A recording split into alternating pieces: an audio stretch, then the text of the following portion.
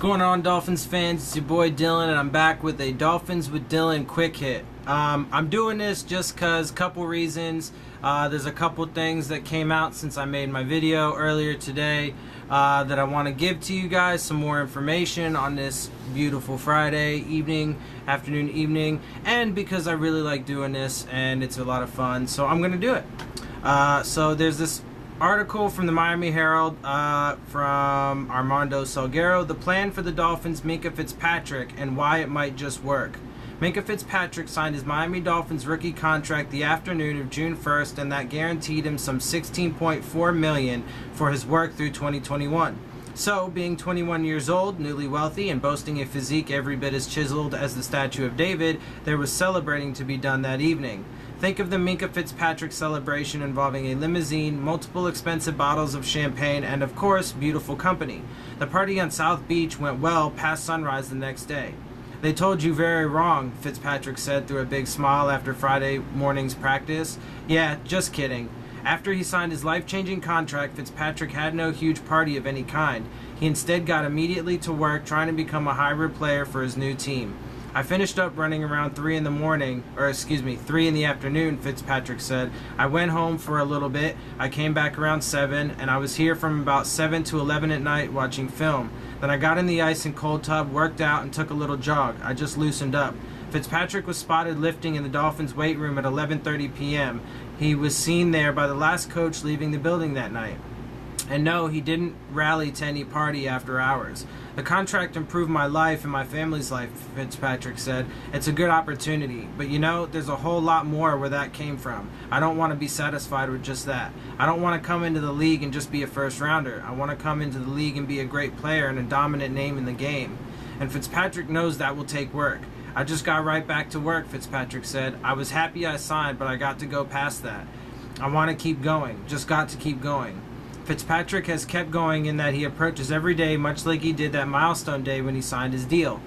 His typical day begins at 6:20 a.m. and by the time he steps through the doors at Dolphins camp around 6:40, he's ready to do work that will last well until 9:30 and sometimes 9:45 that night, long after other players have left the building.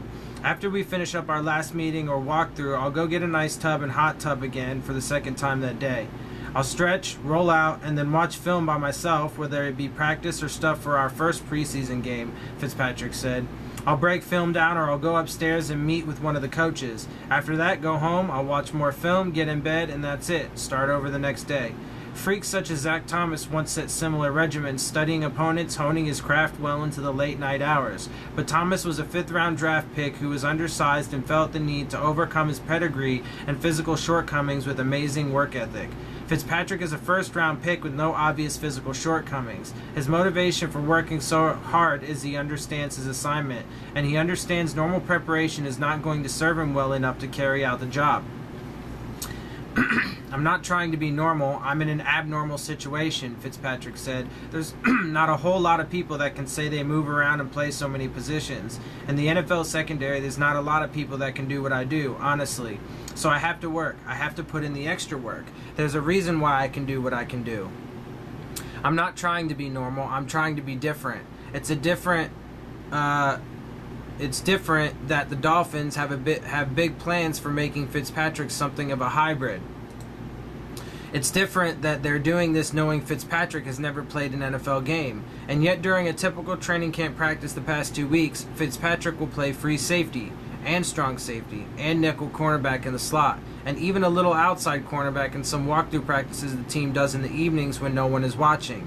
So yes, Fitzpatrick's also working in some dime, 6 defensive back situations. It's been difficult. I've made my mistakes," Fitzpatrick said, "but honestly, sir, I'm not saying it to brag, but it's an honor that there's maybe 1 or 2 people that are in the league that can say they move around to so many positions and play at a high level. There are people that move around but not at a high level.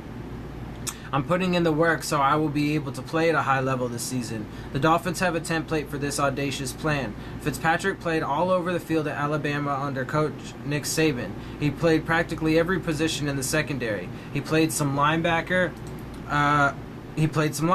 It's the reason Fitzpatrick collected 9 interceptions, 4.5 sacks, 109 solo tackles, 35 passes defense, 2 forced fumbles, 1 blocked field goal, and 1 blocked punt in 38 starts." Whew. So it is fair to expect the Dolphins to use Fitzpatrick similarly. Yeah, I think it's very fair to do that, Fitzpatrick said. The defense that we ran at Alabama is very similar to this defense we're running here. There are just small tendencies, different coverages, and things that are different that I'm learning. But the coaches are doing a really good job of making sure that I'm learning as I'm moving around. I'm not moving around and getting confused or anything like that. I'm going position by position and learning them, the different concepts. A lot of them are similar, so once you know one position, you know the other one. So you can assume I'll be able to move around here. That's the plan. I think he's going to be nasty. I think he's getting defensive rookie of the year, in my opinion. And I think he's just going to be sick nasty for us for years to come. Alright, Dolphins wire. Torrey McTyer has the edge in Dolphins starting cornerback battle. Dolphins head coach Adam Gase isn't a stranger to giving all players an opportunity to compete, even undrafted free agents. Last season, Torrey McTyer was one of the biggest surprises coming out of training camp. This year, he is competing for a more significant role on defense. McTyer has started on the first-string defense opposite Xavier Howard 4 times during the first 8 days of training camp. That is the same number of times Cordray Tankersley, 3, and Tony Lippett, 1, have started at the same position combined. According to head coach Adam Gase, McTyer is the front-runner for the vacant starting cornerback spot. So far, that's what it's been, Gase said to the media on Friday. That's what those guys do. They watch tape all day, and if something changes from one day to the next, they'll make an adjustment. He's out there right now, and unless somebody else has a better day, then he'll just keep going out there. McTyer, a 5'11" cornerback, played in 7 games for the Dolphins during the 2017 season. While most of his snaps were on special teams, McTyer did see some time at the cornerback position late in the year. During the offseason, McTyer said he went back home to Los Angeles during the time between organized team activities and training camp to work on his strength with former Dolphin and current Cardinals cornerback Jamar Taylor. McTyer said he bulked up from 182 pounds to 190 as he runs a 4.3 in the 40-yard dash. Entering his second year in the Dolphins' defensive scheme, McTyer believes he is a lot more comfortable than he was a year ago at this time. Just being 1 year in the scheme and just working out with some of the guys like Bobby McCain and all of the other guys, just feeding off them, McTyer said. You know, I've said since last year and everything that I thought, and going into this year, that I thought he was going to be, you know, not just make the team, but actually be able to contribute and, you know, do some good stuff for us. So, you know, that just plays into that some more. You know, and hey, we'll see. Maybe he does get the starting cornerback role. And look, I mean, we got a bunch of young, talented cornerbacks, and our secondary is just going to be sick nasty. All right, this next one. What can fans expect from Dolphins scrimmage on Saturday? The Dolphins will hold their annual scrimmage at Hard Rock Stadium on Saturday, August 4th at 11 a.m. Head coach Adam Gase said the scrimmage will be a preview to the team's upcoming preseason games. Really, it's the dress rehearsal for our preseason games, Gase said. We try to keep everything close to what we're going to do in our preseason opener. How players come out of the locker room, how we do things pregame, our pregame meal at the stadium. It's all of those little things to where if you've been here, you've gone through it before. It's not as big a deal. If you're new, it's like your dry run. Understanding how to get to the stadium, where do you go, where do you park, and then locker room, what we're doing, how you get stretched out before the game, the routine pregame with everybody on the field, who comes out when. The scrimmage will be a combination of 11-11 drills and 7-on-7 drills and some individual work with specific team units. It will be just like a training camp practice, except it will be held at the actual stadium instead of the training camp facility in Davie. Gase hasn't determined if the Dolphins will have any live tackling on Saturday. Admission to the scrimmage is free and so is parking, but fans should get to Hard Rock Stadium early as seats will be on a first-come, first-served basis.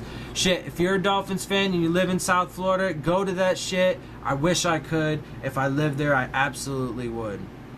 But anyway, so that's what to expect out of tomorrow's scrimmage.